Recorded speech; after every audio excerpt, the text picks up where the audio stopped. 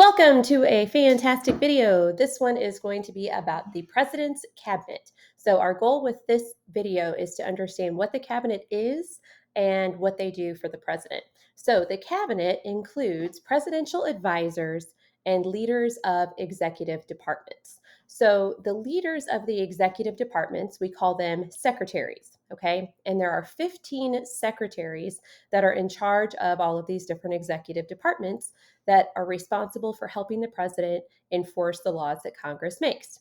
So these secretaries, I don't want you to think of a secretary of a cabinet department as someone who sits behind a desk and answers phones and runs and maintains an office. I want you to think of a secretary of a cabinet department as someone who's in charge of not only advising the president, but also overseeing an entire department. So depending on which department we're talking about, a cabinet secretary could be in charge of thousands of people. So those cabinet secretaries, we've mentioned them before, are going to be people like the Secretary of State and the Secretary of Defense and the Secretary of the Treasury and all of those different departments, okay? The vice president is also included in the cabinet, and we've already talked about the vice president and their responsibilities in a previous video.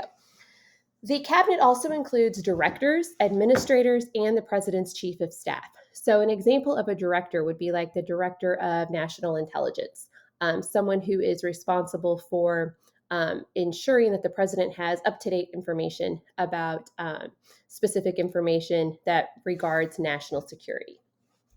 Now, cabinets throughout history, this is the fun part. In your vocabulary for this unit, you had brain trust and kitchen cabinet. We've probably mentioned it, or you've probably seen it also in our Quizlet or our bookets that we've played. So the brain trust, here's what I need you to know about it. There's two things. I need you to know that the brain trust was utilized by FDR, and it included really, really smart people that he gathered to help him make policy decisions. So these people included doctors and lawyers and professors and scientists and people that could help him make important decisions. FDR recognized that he didn't know everything about everything. So in order to make the best decisions for the country, he needed to gather a group of people to give him advice that he could trust. The kitchen cabinet is, again, two things you need to know here. The kitchen cabinet was utilized by Andrew Jackson. Okay, so Andrew Jackson, the guy on the $20 bill.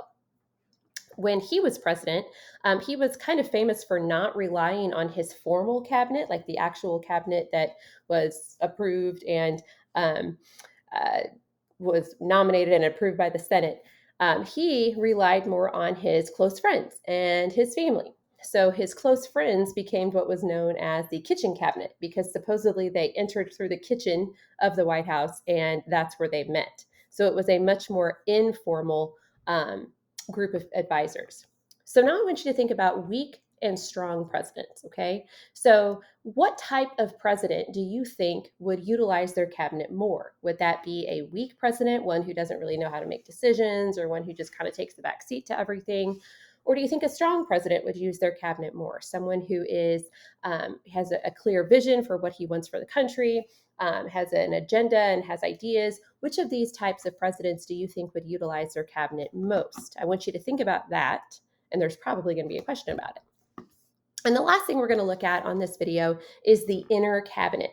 So the inner cabinet is what we call the most important or the most relied upon, I guess, members of the cabinet. And these are the four oldest cabinet positions, so make sure you know these. The inner cabinet includes the secretaries of Defense, State, Treasury, and the Attorney General. Okay, the Attorney General is the head of the Justice Department, but instead of calling him the Secretary of Justice, you call him the Attorney General. Okay, so I will stop there. If you guys have any questions, let me know.